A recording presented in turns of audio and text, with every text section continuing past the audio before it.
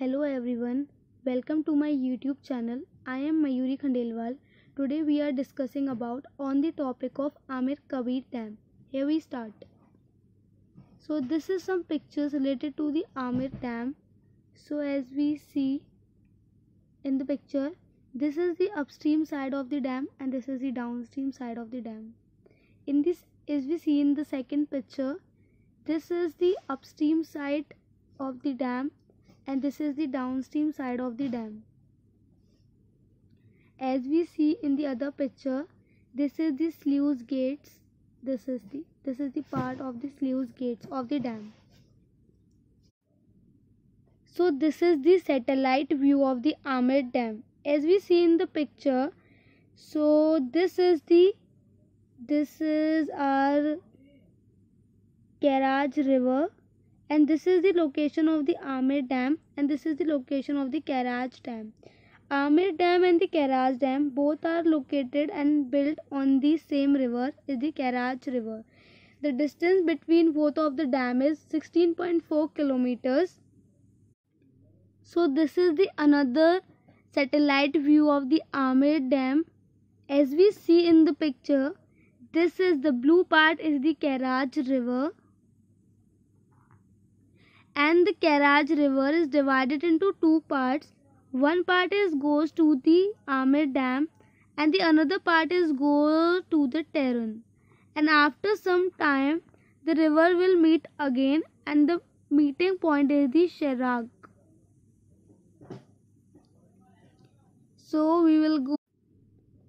So this is the map location of the Amir Dam.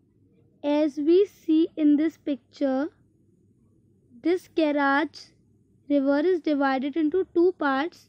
One part go toward to the Taran and the another part go toward the Amir and the Karaj Dam. This is the Amir Dam and this is the Karaj Dam. And the same thing we will see in the another picture in this. So we will go further. Introduction of the Amir Dam.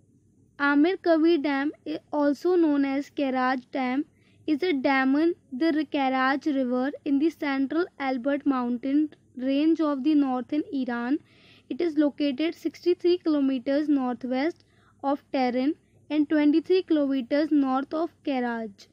Amir Kabir Dam was constructed on the Karaj River and was the first multi-purpose dam in Iran. The coordinates of the dam is 35 degree 57 minutes 23 seconds in north, 51 degree 5 minutes 23 seconds in east. It creates Amir Kabir Lake. Amir Kabir Dam is a high mountain dam at an elevation of 1.610 meter above the sea level, located in the central Alborz mountain range of northern Iran. The road to the dam, also known as Karaj Dam, is called Karaj Kheluz Road.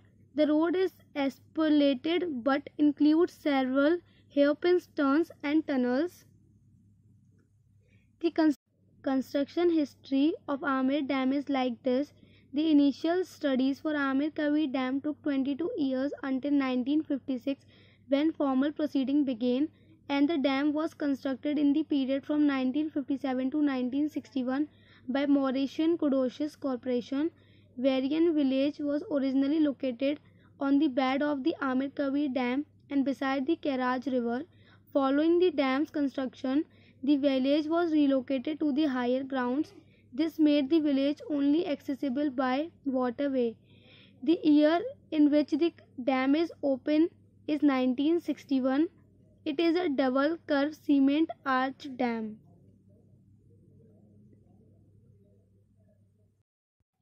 Water pressure.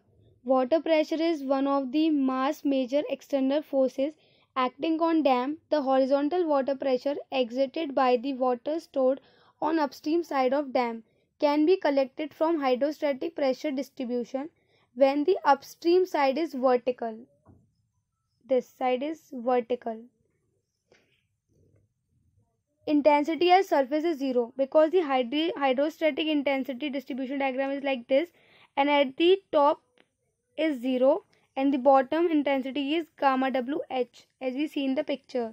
So intensity at surface is 0 and resulting force is pH is equal to 1/2 gamma WH square, or it is acting at the distance of h/3 as we see in the picture from the bottom. So we will go further.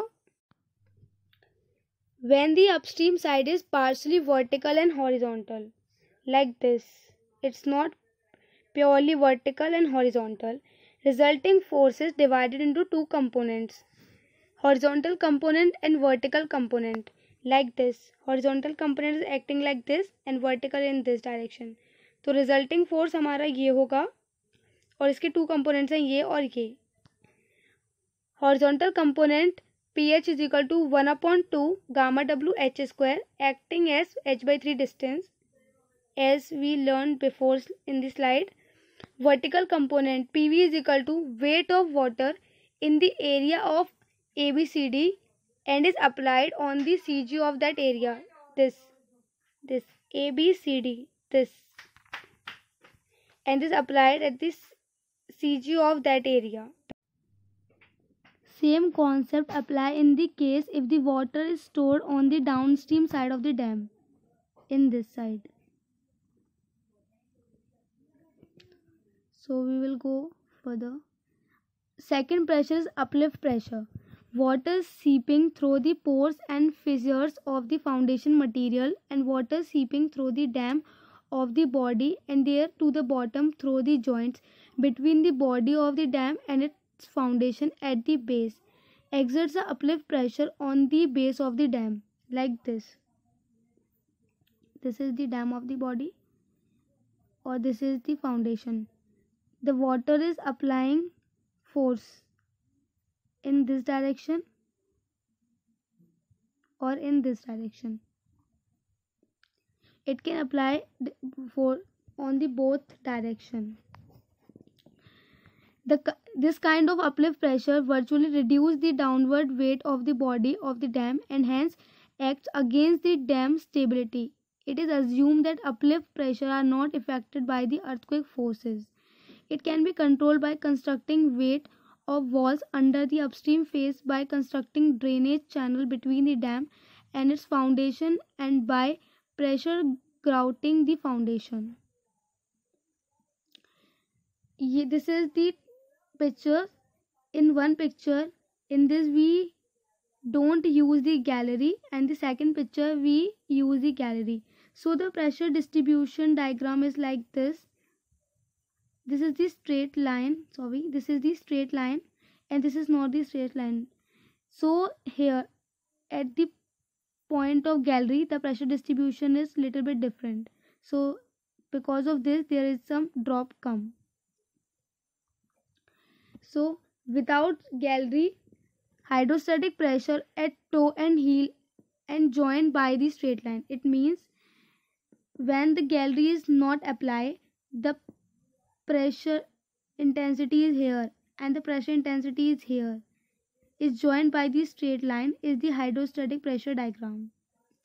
But in the second case, when the gallery uplift at the face of gallery, it means when we apply the gallery, so the pressure intensity is at the heel and the pressure intensity at the toe, and the pressure at the gallery is calculated by this equation. This is the pressure intensity at toe gamma WH dash plus 1/3 of the difference of the heel and toe intensities, as we see here. We can control this by constructing cutoff walls under the stream face, by pressure grouting the foundation, constructing channel between the dam and its foundation. Earthquake force. This is the third type of force. An earthquake produces waves which are capable of shaking the dam in every possible direction. The effect of earthquake is equivalent to imparting the acceleration to the foundation of the dam in the direction in which the waves is traveling at the moment. Waves may be in any direction, and for designing purpose, acceleration split it into two components: horizontal acceleration and vertical acceleration. The values of these acceleration are generally expressed as percentage of the acceleration due to gravity, and generally we will take it is 0.19 to 0.29.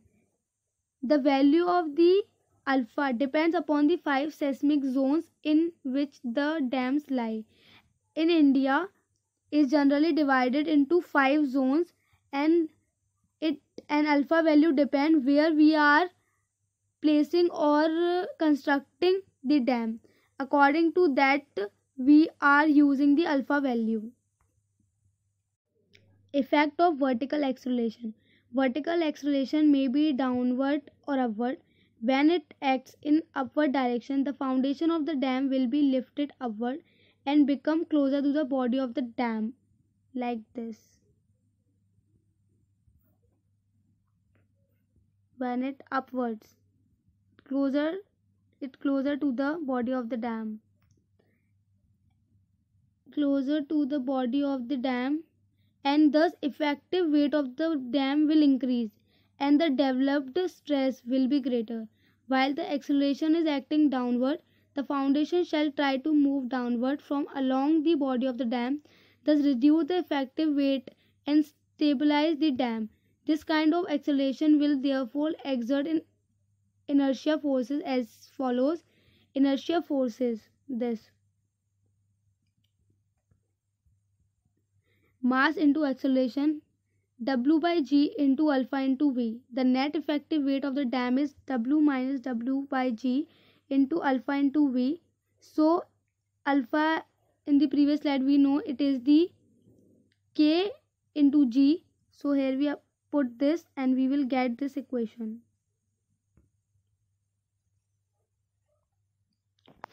Effect of the horizontal acceleration. Hydrodynamic pressure.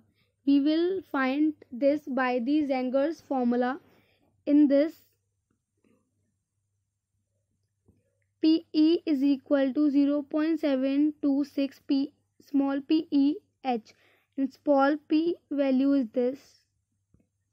So we will get this 0.726 cmkh gamma WH square, and this is the diagram of the horizontal acceleration. So horizontal acceleration. So this is the specification of that formula, and movement of this force about the base is given as ME is equal to 0.299 pH square. So P value we know, and we will get this at the end 0.412 pH. Horizontal inertia forces. This horizontal inertia forces is W by G alpha H. Alpha H we know KH into G, so we will get WH. It acts horizontally downward, and in this worst case for reservoir full case. Silt pressure. If H is the height of the silt deposit, then force exerted by the silt is additional to the external water pressure, can be represented by Rankine formula. So it means in the silt pressure we will add silt pressure plus water pressure both. So P silt is equal to 1 by 2 gamma submerged H square Ka, and it acts at H by 3 from the base, where Ka is equal to 1 minus sin alpha upon 1 plus sin alpha. If the upstream face is inclined, the vertical weight of the silt which is supported on the slope will also act as a vertical force. As per USBR, the total horizontal force will be 1.8 H square kilonewton per meter, and vertical force will be 4.6 H square kilonewton per meter. This is the wave pressure. Waves are generated on the surface of the reservoir by the blowing wind, which can cause a pressure towards the downstream side, wave pressure, and it depends upon the wave height. Wave height may be given by the following equation. So wave pressure generally generate at the surface of the reservoir because of the winds or anything. So it depends on the height, and the formula is this like this. If the height is 32 kilometer, then the formula is this. If the f is 32 greater than 32 kilometer, then the formula is this.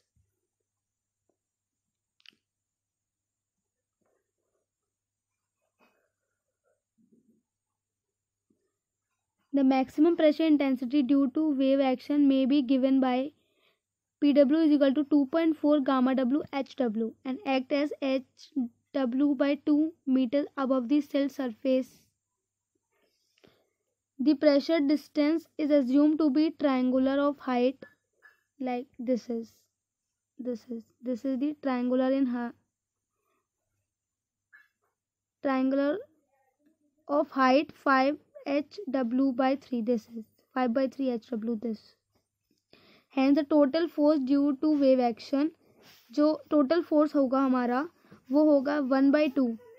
अगर हमारा force यहाँ apply हो रहा है और इसका ये pressure distribution diagram है, तो हमारा फोर्स जो हमने पे होगा वो होगा 1/2 और ये PW 2.4 gamma W HW because this is 4 is 2.4 gamma W HW और 1/2 this force or distance is 5/3 gamma W HW.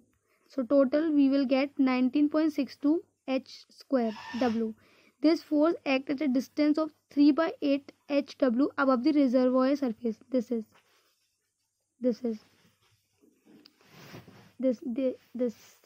above the reservoir surface. This 3/8 HW. Ice pressure. The ice which can be formed on the water surface of the reservoir in cold countries may sometimes melt and expand. The dam face then has to restrict force exerted by the expanding ice.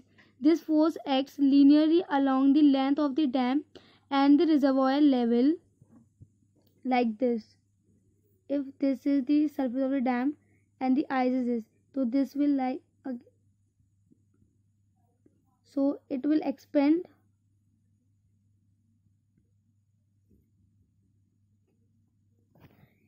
this forces acts linearly along the length of the dam and at the reservoir level. The magnitude of this force varies from 250 to 1500 kilonewton per meter square. Ordinary condition value is 500 kilonewton per meter square. In the normal condition we will take this value, but in the extraordinary condition we will take this value, like in the very icy area. Weight of the dam. The weight of the dam body and its foundation is the major resisting force in two-dimensional analysis of the gravity dam. Unit length of the dam is considered, then can be divided into rectangular and triangular. The resultant of these two downward force will represent the total weight of the dam acting the center of gravity of the dam, like this. This is the dam and divided into two parts.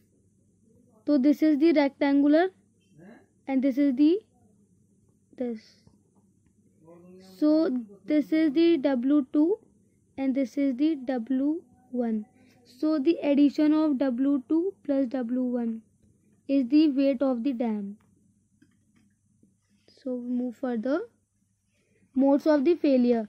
The modes of the failure is because of the by overturning about the toe, by crushing, by shear failure called sliding, by development of tension causing ultimate failure by crushing.